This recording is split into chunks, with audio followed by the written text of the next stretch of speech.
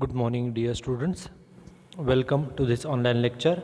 I am Mr. Rahul Pawar.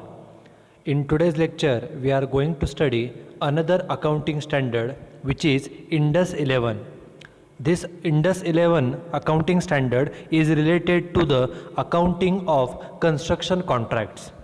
आजच्या या लेक्चरमध्ये आपण इंडस 11 म्हणजेच इंडियन अकाउंटिंग स्टँडर्ड 11 हे पाहणार आहोत. हे जे अकाउंटिंग स्टँडर्ड आहे इंडियन अकाउंटिंग स्टँडर्ड हे कन्स्ट्रक्शन कॉन्ट्रॅक्ट्सचं अकाउंटिंग कशा पद्धतीनं केलं पाहिजे याच्याशी रिलेटेड हे अकाउंटिंग स्टँडर्ड आहे. Okay, in this particular lecture, first we are going to study what is the meaning of construction contract. After that, we are going to study what are the different types of construction contracts, and at the end of this lecture, we are going to study how the profit is calculated of construction contracts as per the accounting standards. आजच्या या लेक्चरमध्ये सुरुवातीला आपण construction contract म्हणजे काय, construction कॉन्ट्रॅक्टचं meaning काय हे आपण पाहणार आहोत. त्याच्यानंतर कन्स्ट्रक्शन कॉन्ट्रॅक्टचे प्रकार कोणते असतात हे आपण पाहणार आहोत. आणि या लेक्चरच्या शेवटी आपण एखादं कन्स्ट्रक्शन कॉन्ट्रॅक्ट असेल तर त्या कॉन्ट्रॅक्टचा प्रॉफिट किंवा लॉस हा कशा पद्धतीने कॅल्क्युलेट केला जातो हा थेरॉटिकल पार्ट आपण या लेक्चरच्या सर्वात शेवटी पाहणार आहोत. Okay, so let start with this particular lecture. This is Ind AS 11 which is related to the construction contract. हे जे अकाउंटिंग स्टँडर्ड आहे this is Ind AS. Ind AS stands for Indian accounting standard. Okay, then this accounting standard is for the construction contracts. Okay, so first we should know what is the meaning of construction contract. सुरुवातीला आपल्याला construction contract म्हणजे काय, कोणत्या कामासाठी construction contract असतं हे पहिल्यांदा आपल्याला त्याचं मीनिंग काय हे आपल्याला माहिती असणं गरजेचं आहे. So let start with this. First we will see what is the meaning of construction contract. A construction contract is a contract for the construction of an asset or assets. Okay, एखादी asset आहे किंवा assets आहेत त्या असेटच्या कन्स्ट्रक्शनचं जे काय contract असतं, एखादी asset किंवा assets. Take simple example. Suppose we want to construct any building for our business. We know that building is our fixed asset, and certain fixed assets are purchased from the market and certain fixed assets have to be constructed. Okay, if we want to construct a building for the business, we know that building is a fixed asset, correct, and the contract for construction of such asset is called as a construction contract. एखादी asset असेल किंवा काही assets असतील त्या असेटच्या कन्स्ट्रक्शनसाठी बांधकामासाठी जे contract केलं जातं त्या कॉन्ट्रॅक्टला कन्स्ट्रक्शन कॉन्ट्रॅक्ट असं म्हटलं जातं. पुन्हा एकदा बघा, कन्स्ट्रक्शन कॉन्ट्रॅक्ट म्हणजे काय तर एखादी असेट किंवा असेट्सच्या कन्स्ट्रक्शनसाठी बांधकामासाठी जे कॉन्ट्रॅक्ट केलं जातं त्या कॉन्ट्रॅक्टला कन्स्ट्रक्शन कॉन्ट्रॅक्ट असं म्हटलं जातं. Take simple example. Suppose if we want to construct a house. Okay, आपल्याला जर एखादं घर बांधायचं असेल, ओके, मग यामध्ये आपण एखादा जो कॉन्ट्रॅक्टर असतो, इंजिनियर असेल, त्याला अप्रोच होतो, त्याच्याशी डिस्कस करतो आणि त्याच्याशी डिस्कस केल्यानंतर आपण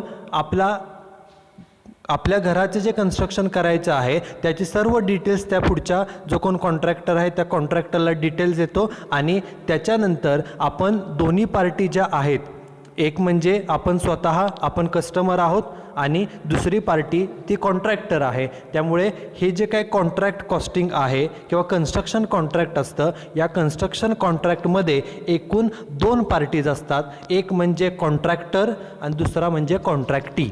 Okay, so most important thing about construction contract is in construction contract there are two parties. First party is contractor. Contractor म्हणजे कोण? Contractor means a person who does the work of construction. जो व्यक्ती कन्स्ट्रक्शनचं काम करून देणारा आहे त्या व्यक्तीला कॉन्ट्रॅक्टर असं म्हटलं जातं. And another party in the construction contract is contractee. दुसरी पार्टी कोण असते तर त्या पार्टीला कॉन्ट्रॅक्टी असं म्हटलं जातं. कॉन्ट्रॅक्टी म्हणजेच कस्टमर. जे आपण मगाशी उदाहरण पाहिलं की सपोज आपल्याला आपलं घर बांधून घ्यायचं असेल तर आपण कस्टमर आहोत, आपल्याला कॉन्ट्रॅक्टी असं म्हटलं जातं आणि आपण एखाद्या कॉन्ट्रॅक्टरकडे गेलो, त्याला सर्व माहिती सांगितली, आपल्या काय एक्सपेक्टेशन आहेत त्या सांगितल्या आणि त्याच्यानुसार त्याच्याकडून आपण काम करून घेणार आहोत. तो जो काम करणारा आहे त्या व्यक्तीला कॉन्ट्रॅक्टर असं म्हटलं जातं. So in construction contract, two parties are involved. First party is contractor and second party is contractee, and contractee is also known as a customer. Contractee म्हणजेच कोण, जो कस्टमर आहे त्यालाच contractee असं म्हटलं जातं. So in construction contract these two parties are involved. And generally the another most important feature of construction contract is that the construction contracts takes more time to complete. Take simple example. Suppose any person wants to construct a building. एखाद्या व्यक्तीला बिल्डिंगचं construction करायचं असेल, normally it takes 2 years or 3 years for completion. This is first feature. Another feature of construction contract is that for construction of an asset, huge amount of funds are required. Okay, एखादी असेटचं construction करायचं असेल, take simple example of construction of a building. For constructing a building, lakhs of rupees are required. So these are the two most important features. First is more time is required for construction of asset, and second one is huge amount of funds are required for construction of asset. Okay, त्यांनी example पुढे दिलेत बघा. Construction कॉन्ट्रॅक्टचे, construction contract it includes construction of a building. एखाद्या बिल्डिंगचं construction असेल, एखादा dam म्हणजे धरणाचं काम असेल, कन्स्ट्रक्शन ऑफ ब्रिज म्हणजे पूल असेल, पाईपलाईन असेल, रोड असेल, etcetera. If you see all these 4 to 5 examples, okay, take simple example of a building.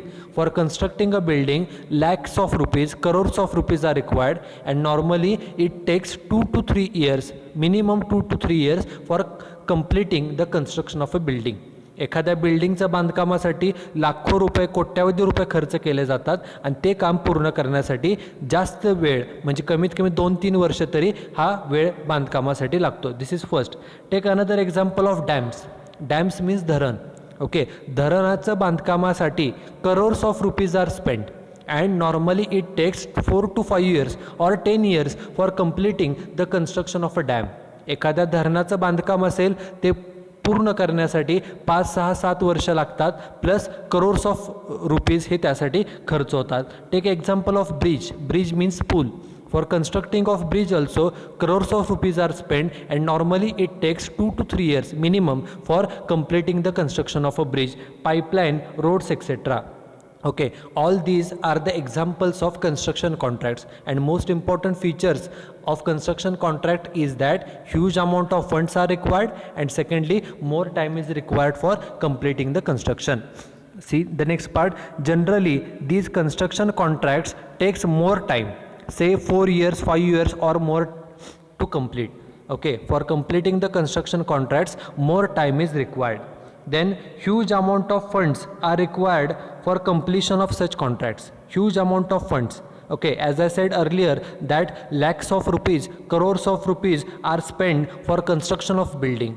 Lakhs of rupees, crores of rupees are spent for construction of a dam, construction of a bridge, etc., etc. So these are the two most important features of construction contract, and this is the basic meaning of construction contract. Now question is, why this Indian accounting standard is prepared or developed? What is the objective for developing this particular Indian accounting standard? Here the objective is given. The main objective of this accounting standard is the allocation of contract revenue and contract cost to the accounting period in which the construction work is performed. Means, take simple example. Suppose if we start a construction of a building. Okay, आपण एखाद्या बिल्डिंगचं कन्स्ट्रक्शनचं काम सुरू केलं, normally it takes 3 to 4 years for completing the construction, and during this period of 3 to 4 years we incur certain expenses, and during this period we also earn the revenue for the construction work. जे काय बांधकामाचे 3-4 वर्ष चालू असतात त्या 3-4 वर्षामध्ये आपण त्या बांधकामासाठी काय खर्च करतो ओके, एक्सपेन्सेस खर्च करतो. ओके, आणि त्याचबरोबर ते बांधकाम केल्याचा मोबदला जो रेव्हेन्यू आहे तो देखील आपल्याला इन्स्टॉलमेंटने टप्प्याटप्प्याने त्यातून आपल्याला इन्कमसुद्धा मिळत असतं. ओके, हे जे अकाउंटिंग स्टँडर्ड आहे, this accounting standard is developed to decide how to make the allocation of incomes and expenses of the contract throughout the construction period. जे काय कन्स्ट्रक्शनचा कालावधी आहे 3 वर्ष, 4 वर्ष, 5 वर्ष, 6 वर्ष, या कालावधीमध्ये जे कन्स्ट्रक्शन कॉन्ट्रॅक्टचे जे खर्च असतील, कन्स्ट्रक्शन कॉन्ट्रॅक्टचा जो काय रेव्हेन्यू असेल तो खर्च आणि तो रेव्हेन्यू म्हणजेच इन्कम, त्याचं अलोकेशन, त्याचं वाटप, अलोकेशन मीन्स डिस्ट्रीब्युशन, वाटप हे त्या 4-5 वर्षामध्ये कशा पद्धतीनं करायचं त्यासाठी हे जे काय इंडियन अकाउंटिंग स्टँडर्ड आहे ते डेव्हलप केलेलं आहे. So the objective behind developing this Indian accounting standard is to allocate the revenue and expenses of the contract, of the construction contract throughout the construction period.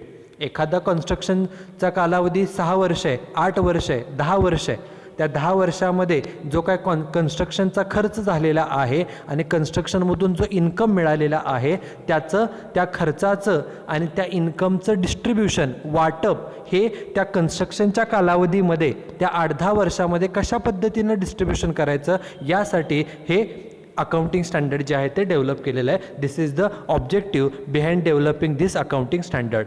Okay, this is the general meaning of Indus 11, which is construction contract. Now the next part is what are the different types of contracts. Okay, basically there are 2 types of contract. First type of contract is fixed price contract. Okay, in the name itself it is mentioned that in this type of contract the price of contract is fixed in advance. What is price? Price means contract price. आपण जे मगाशी उदाहरण पाहिलं की suppose if we want to construct a building, okay, or if you want to construct a house for our own, आपल्याला जर आपल्या स्वतःसाठी फॅमिलीसाठी घर बांधून घ्यायचं असेल तर ते घर बांधून घेण्यासाठी आपण एखाद्या कॉन्ट्रॅक्टरला अप्रोच करतो, कॉन्ट्रॅक्टरला सर्व माहिती देतो, डिस्कशन करतो आणि ते काम तो आपल्याला पूर्ण करून देईल पुढच्या 1-2 वर्षामध्ये, 3 वर्षामध्ये. मग ते काम केल्याबद्दल आपण त्या कॉन्ट्रॅक्टरला किती मोबदला देणार आहोत त्या मोबदल्याला कॉन्ट्रॅक्ट प्राईस असं म्हटलं जातं. In fixed price contract, the contract price is fixed in advance. Contract price जे असते ते ॲडव्हान्समध्येच फिक्स केलेली असते by the both the parties. बघा काय सांगितलं आहे, in such type of contract the contract price is fixed by the contractor and contractee before starting the construction work. Actually बांधकाम सुरू करण्यापूर्वी ज्या 2 पार्टीज आहेत, एक म्हणजे कॉन्ट्रॅक्टर जो काम पूर्ण करून देणारा आहे तो कॉन्ट्रॅक्टर, आणि दुसरा म्हणजे कॉन्ट्रॅक्टी म्हणजेच कस्टमर म्हणजे आपण स्वतः, ह्या दोन्ही पार्टीजमध्ये जी प्राईस आहे ती ऑलरेडी डिसाईड केलेली असते काम सुरू होण्याच्या पूर्वी. The contract price fixed is paid to the contractor. आता जी प्राईस फिक्स केलेली आहे, take simple example, suppose for construction of our house, suppose it is decided that we should pay ₹15 lakhs to the contractor. आपण आपल्या घराच्या बांधकामासाठी कॉन्ट्रॅक्टरला approach झालो, त्याच्याशी डिस्कशन केलं आणि 15 लाख रुपये ही प्राईस ठरली. ओके, 15 लाख रुपये कॉन्ट्रॅक्टरला आपण पेड करायचे आहेत. आता हे पेड कधी करायचे, एकदम पेड करायचे सुरुवातीला का काम झाल्यानंतर पेड करायचे का इन्स्टॉलमेंटनं पेड करायचे, हे कसं ठरवलं जातं तर it is decided by the both the parties. The price is paid to the contractor as per the terms and conditions decided by both contractor and contractee. ज्या दोन्ही पार्टीज आहेत, कॉन्ट्रॅक्टर आणि कॉन्ट्रॅक्टी, ह्या दोन्ही पार्टी सुरुवातीलाच प्राईस पण ठरवतात 15 लाख रुपये उदाहरणार्थ, आणि ती प्राईस कशी पेड करायची, सुरुवातीला सर्व पैसे द्यायचे का काम झाल्यानंतर द्यायचे का ते थोडे थोडे इन्स्टॉलमेंटने द्यायचे, it is decided by the both contractor and contractee. So this is first type of contract that is fixed price contract. Fixed price means price of contract is fixed in advance before starting the actual construction. बांधकामाची सुरुवात होण्यापूर्वीच त्या कामाचं price, किंमत ही अगोदरच ठरवलेली असते, त्याला फिक्स्ड प्राईस कॉन्ट्रॅक्ट असं म्हटलं जातं. This is first type of a contract. Then second type of a contract is cost plus contract. Okay, cost means expenses. Okay, when this particular method is followed, or under this particular method where it is not possible to calculate the cost of contract with reasonable accuracy. Means what? There are certain contracts in which it is not possible to estimate the cost that is going to be incurred in future for completing the contract. काही कामं असे असतात की ते काम पूर्ण करण्यासाठी किती खर्च होईल हे आपण एक्झॅक्टली सांगू शकत नाही. ओके, खर्च किती होऊ शकतो हे आपण एक्झॅक्टली सांगू शकत नाही. मग अशा सिच्युएशनमध्ये हे जे कॉस्ट प्लस कॉन्ट्रॅक्ट आहे अशा प्रकारचं कॉन्ट्रॅक्ट हे तयार केलं जातं. बघा काय सांगितलेलं आहे, it is provided in the contract that the customer should pay to the contractor. मग किती प्राईस पेड केली जाते असं ठरवलं जातं की कस्टमरने म्हणजेच कॉन्ट्रॅक्टीने कॉन्ट्रॅक्टरला किती पैसे पेड करायचे, the actual cost incurred, actual किती खर्च झाला आहे तो, आणि प्लस स्टिप्युलेटेड प्रॉफिट. म्हणजे ते काम पूर्ण करण्यासाठी, कन्स्ट्रक्शनचं काम पूर्ण करण्यासाठी जो काय खर्च येईल, उदाहरणार्थ खर्चाला 12 लाख रुपये, तो खर्च आणि प्लस त्यामध्ये काही प्रॉफिट, एवढी रक्कम, उदाहरणार्थ प्रॉफिट 2 लाख रुपये, 3 लाख रुपये, असं 12 लाख खर्चाचे आणि प्रॉफिटची काही रक्कम, अशी रक्कम ही कस्टमरने त्या कॉन्ट्रॅक्टरला पेड करायची आहे. ओके, मग हा जो प्रॉफिट आहे, आता खर्च जो झालेला आहे, प्रत्येक खर्च झाल्यानंतर तो खर्च बुक्स ऑफ अकाउंट्समध्ये रेकॉर्ड केला जाईल. त्या प्रत्येक खर्चाचा काहीतरी डॉक्युमेंटरी एव्हिडन्स हा मेंटेन केला जाईल आणि काम पूर्ण झाल्यानंतर, काम कंप्लीट झाल्यानंतर एकूण खर्च किती झाला तो कॅल्क्युलेट केला जाईल. तो सपोज खर्चाला 16 लाख रुपये, 16 लॅक्स. ओके, हा खर्च आहे आणि प्लस प्रॉफिट. प्रॉफिट किती? प्रॉफिट 2 प्रकारे सांगितला जाऊ शकतो. एक तर तो प्रॉफिट फिक्स्ड अमाऊंट असेल, ते अगोदरच ठरवलं जाईल की खर्च जो असेल तो, आणि प्लस प्रॉफिट म्हणून किती रुपये, तर उदाहरणार्थ 2 लाख रुपये, उदाहरणार्थ 3 लाख रुपये. तो जो प्रॉफिट आहे त्याची अमाऊंट एकतर फिक्स असेल किंवा जर अमाऊंट फिक्स नसेल केली तर तो पर्सेंटेज वाईज असू शकतो. बा काय सांगितलं आहे, the stipulated profit may be fixed amount. त्या प्रॉफिटची अमाऊंट फिक्स असेल, एक तर 2 लाख, 3 लाख, 4 लाख, त्या अगोदरच दोन्ही पार्टीने ठरवलेले असेल.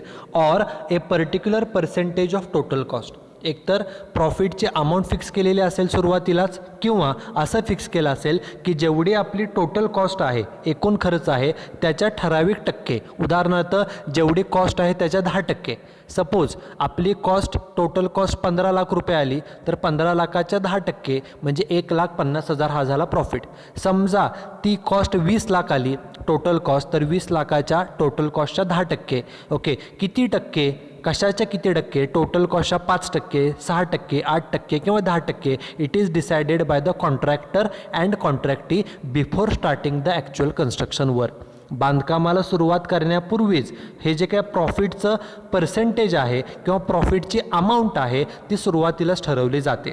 आणि हे कॉन्ट्रॅक्ट नॉर्मली कधी केलं जातं, such cost plus contracts are undertaken where it is not possible to calculate the cost of contract with accuracy. ज्या कामाचा खर्च आपल्याला एक्झॅक्टली कॅल्क्युलेट करता येणं शक्य नाही, अशा ठिकाणी हे कॉस्ट प्लस कॉन्ट्रॅक्ट हे तयार केलं जातं. आणि त्यामध्ये जो कस्टमर आहे त्या कस्टमरने कॉन्ट्रॅक्टरला किती रुपये पेड करायचे, जेवढा खर्च येईल तो खर्च कॉस्ट, आणि प्लस त्यामध्ये प्रॉफिट. आणि तो जो प्रॉफिट आहे ते प्रॉफिटची अमाऊंट एकतर फिक्स असेल किंवा तो प्रॉफिटची पर्सेंटेज हे फिक्स केलं असतं. This is second type of a contract, that is cost plus contract. These are the 2 types of contract. Now the last part of this particular lecture, that is what are the different methods for determining the profit or loss on contract. Okay, we know that construction contractor is a businessman and each and every business is started or is run for earning the profit. Contractor कोणताही असो, तो contractor profit मिळवण्यासाठीच तो काम करत असतो. आणि प्रत्येक काम झाल्यानंतर after completing the work every contractor wants to know the profit or loss that he has earned or incurred by doing the contract. एखादं काम केल्यानंतर त्या कामामधून प्रॉफिट झालेला आहे का लॉस झालेला आहे, किती रुपये प्रॉफिट आहे किंवा लॉस आहे हे त्याला फाइंड आउट करावं लागतं. मग हा प्रॉफिट कशा पद्धतीने कॅल्क्युलेट केला जातो. For calculating the profit or loss of contract there are 2 methods. 2 methods आहेत. The first method is on completion of contract. After completing the contract, जे कन्स्ट्रक्शनचं कॉन्ट्रॅक्ट आहे, normally The construction contracts takes 3 years, 4 years, 5 years, 6 years for completion. Construction कॉन्ट्रॅक्टची कामे पूर्ण होण्यासाठी 2, 3, 4, 5 वर्ष लागतात आणि काम पूर्ण झाल्यानंतर after completion of contract the profit is determined. बा काय सांगितले, under this method the different expenses incurred for the कॉन्ट्रॅक्टसाठी जो काही वेगवेगळा खर्च आलेला आहे and revenue obtained from the contract पूर्ण करून जो प्रॉफिट मिळालेला आहे is recorded and profit or loss is ascertained after the completion of work. This is most important sentence. Under completion of contract method, the profit or loss of contract is calculated after completion of work. काम पूर्ण झाल्यानंतरच profit झाला का loss झाला हे शोधून काढलं जातं. म्हणजे पहिलं वर्ष, दुसरं, तिसरं, चौथं, पाचवं, सहावं, सपोज 6 वर्षानं काम पूर्ण झालं तर 6 वर्षानंतर हा जो काय प्रॉफिट आहे तो प्रॉफिट कॅल्क्युलेट केला जाईल. प्रॉफिट असो किंवा लॉस तो 6 वर्षानंतर कॅल्क्युलेट केला जाईल. पहिले 5 वर्ष काम चालू होतं, पहिल्या 5 वर्षे प्रॉफिट कॅल्क्युलेट केला जात नाही. Okay, after completing the contract work the profit is calculated. पहिले 5 वर्ष काहीच प्रॉफिट किंवा लॉस कॅल्क्युलेट केला जात नाही. जो काय प्रॉफिट आहे ॲक्च्युली जो काय आपल्याला कॉन्ट्रॅक्टचा प्रॉफिट मिळालेला आहे, आपण काम पहिले सगळे वर्ष काम केलेलं आहे त्यामुळे तो प्रॉफिटसुद्धा प्रत्येक वर्षी काही अमाऊंट असली पाहिजे. परंतु ही जी मेथड आहे त्या मेथडमध्ये आफ्टर कम्प्लिटिंग द वर्क काम पूर्ण झाल्यानंतरच प्रॉफिट हा कॅल्क्युलेट केला जातो. सुरुवातीच्या 3, 4, 5 वर्षामध्ये प्रॉफिट कॅल्क्युलेट केला जात नाही आणि त्यामुळेच the accounting standards does not recognize this method for determining the profit or loss. त्यामुळे ही जी मेथड आहे ही मेथड अकाउंटिंग स्टँडर्डप्रमाणे ॲक्सेप्ट केली जात नाही. कारण की या मेथडमध्ये फक्त ज्या वर्षी बांधकाम पूर्ण झालेलं आहे त्याच वर्षी सर्व प्रॉफिट कॅल्क्युलेट केला जातो. सुरुवातीच्या जे पहिले अगोदरची 4-5 वर्ष आहेत त्यामध्ये कोणताच प्रॉफिट कॅल्क्युलेट केला जात नाही आणि त्यामुळेच ही मेथड ही अकाउंटिंग स्टँडर्डप्रमाणे रेकग्नाइज केली जात नाही, मान्य केली जात नाही. It is rejected. This is first method. The second method which is accepted by accounting standard is percentage of completion method. Okay, ही जी सेकंड मेथड आहे या मेथडचं नाव आहे पर्सेंटेज ऑफ कम्प्लिशन. म्हणजेच काय तर सपोज एखादं कन्स्ट्रक्शनचं काम आहे अँड सपोज ते काम पूर्ण होण्यासाठी 4 वर्ष लागले. पहिलं वर्ष, दुसरं वर्ष, तिसरं वर्ष आणि चौथं वर्ष. पहिल्या वर्षी 30% काम झालं, दुसऱ्या वर्षी अजून 20%, तिसऱ्या वर्षी अजून 20% आणि जे काय राहिलेलं काम आहे ते शेवटच्या वर्षी कंप्लीट झालं. Okay, under percentage of completion method what is done? Under this method, the expenses incurred for the contract and revenue from the contract. एखाद्या कॉन्ट्रॅक्टसाठी केलेला खर्च आणि कॉन्ट्रॅक्टमधून मिळालेला जो काय रेव्हेन्यू आहे are recognized on the basis of work completed during the year. प्रत्येक वर्षी आपण किती खर्च केला आणि किती रेव्हेन्यू आहे हा त्या वर्षीच रेकॉर्ड केला जातो. आणि रेव्हेन्यू रेकग्नाइज कसा केला जातो बघा, the percentage of completion. Okay, the income from such the revenue of the contract is determined on the basis of percentage of completion. आपलं चालू वर्षी किती टक्के काम पूर्ण झालेलं आहे याच्यानुसार रेव्हेन्यू हा कॅल्क्युलेट केला जातो. उदाहरणार्थ सपोज पहिल्या वर्षी 30% काम झालं असेल, एकूण कामापैकी 30% आणि आपलं एकूण काम 15 लाखाचं असेल. 15 लाखाचं एकूण काम आहे त्याच्या किती टक्के काम पूर्ण झाले? 30%. मग 15 लाखाच्या 30% जे काय अमाऊंट येईल 4,50,000. Okay, this is the revenue of this particular year and it is recognised in the first year. त्या वर्षी आपण किती टक्के काम पूर्ण केलं त्यानुसारच त्या वर्षाचा जो रेव्हेन्यू आहे तो तिथं रेकॉर्ड केला जातो. त्या वर्षाचे आपण खर्च रेकॉर्ड केलेत आणि त्या वर्षाचाच रेव्हेन्यू पण आपण रेकॉर्ड करतोय. म्हणजे जे आपले ॲक्रुअल सिस्टीम आहे, ॲक्रुअल सिस्टीम ऑफ अकाउंटिंग, ज्या वर्षाचा रेव्हेन्यू आहे, ज्या वर्षाचे खर्च आहेत आपण ते त्याच वर्षाला रेकॉर्ड करतो. This is accrual system of accounting and under this percentage of completion method the revenue of the contract is determined on the basis of percentage of completion. ही जी मेथड आहे पर्सेंटेज ऑफ कम्प्लिशन मेथड, या मेथडमध्ये त्या कॉन्ट्रॅक्टचा जो revenue आहे प्रत्येक वर्षाचा रेव्हेन्यू, पहिल्या वर्षाचा, दुसऱ्या, तिसऱ्या, चौथ्या वर्षाचा रेव्हेन्यू हा त्या वर्षी किती टक्के काम कंप्लीट झालं त्याच्यानुसार रेव्हेन्यू हा रेकॉर्ड केला जातो. रेकग्नाइज केला जातो. मग हे पर्सेंटेज कसं कॅल्क्युलेट केलं जातं बघा. The percentage of completion is calculated by using the formula. Percentage कसं कॅल्क्युलेट करायचं. Expenses incurred till date. Okay, आपण जर सपोज एका वर्षाचं कॅल्क्युलेशन करत असू, पहिल्या वर्षी सपोज 4 लाख खर्च झालेला आहे, divided by total estimated expenses for the contract. ह्या वर्षी खर्च किती केला. 4 लाख रुपये. तो सुरुवातीला न्युमरेटरला घ्या. Divided by total estimated expenses of the contract. या कॉन्ट्रॅक्टसाठी एकूण खर्च किती होणार अपेक्षित आहे. सपोज या कामासाठी एकूण 12 लाख रुपये खर्च होईल असं अपेक्षित आहे, इस्टिमेटेड आहे, अंदाजे. त्यानं त्याला डिवाइड करा आणि पर्सेंटेज कॅल्क्युलेट करण्यासाठी इंटू 100. मग 4/12 इंटू 100 केलं. सपोज पर्सेंटेज आलं 33%. ओके, 33%. तर त्या वर्षी आपला जे काय कॉन्ट्रॅक्ट प्राईस आहे, जे काय रक्कम ठरलेली आहे कॉन्ट्रॅक्टर आणि कॉन्ट्रॅक्टीमध्ये, त्या कामाची जी किंमत ठरलेली आहे, सपोज किंमत आहे 15 लाख रुपये.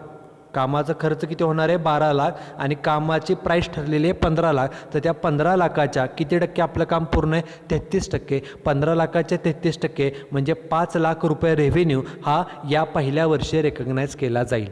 Okay, so under the percentage of completion method, the revenue of the contract is determined on the basis of percentage of completion. आपलं चालू वर्षी किती टक्के काम पूर्ण झालेलं आहे याच्यानुसार, त्या पर्सेंटेजनुसार रेव्हेन्यू जो आहे, इन्कम जो आहे तो रेकग्नाइज केला जातो.